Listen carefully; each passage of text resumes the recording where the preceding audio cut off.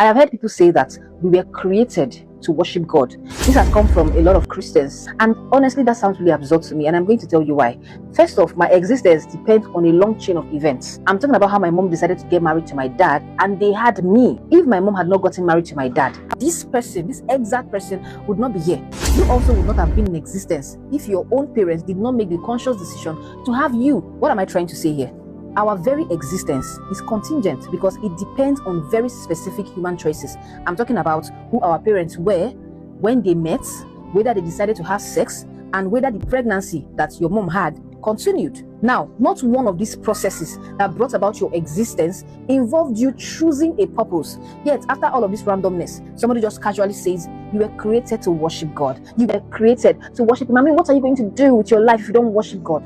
Please make it make sense. As a matter of fact, this only creates a tension, because come to think of it, if our very existence depends on human decisions and chance, then a supposed divine purpose cannot be fixed, inevitable, or universal. The only time you can talk about a divine purpose is if a person already exists. And you and I know that if your parents did not make that specific human decision to keep you, you would not be here. The question then becomes, if our existence could have easily not happened, why then do we owe anyone a predefined mission? See, you cannot make a permanent choice from a contingent situation because you never chose to exist.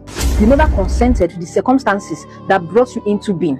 So, you cannot just say that humans were created to worship God. That is like being handed a life sentence for a crime you never committed. As a matter of fact, it is logically incoherent because making that claim is you assuming a permanent purpose for someone whose existence is fundamentally accidental. From the moment a child is born into a Christian home, they are already taught that their life is not theirs.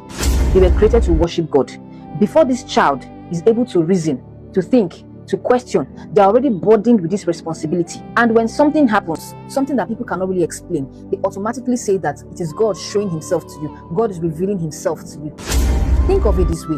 What would your worship actually do for a God that supposedly created everything?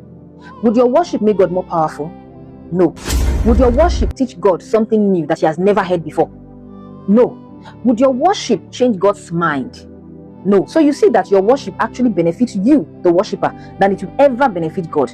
Yet you are being told that it is our purpose, that God needs our praise. How about those children that never made it as a result of abortions or miscarriages? Does it mean that God is losing worshippers? Or does it mean that they were never created with a purpose? Or were they just potential praise that never arrived? So you see that if worship depends on you living, you having a life, and we have established the fact that you living today was dependent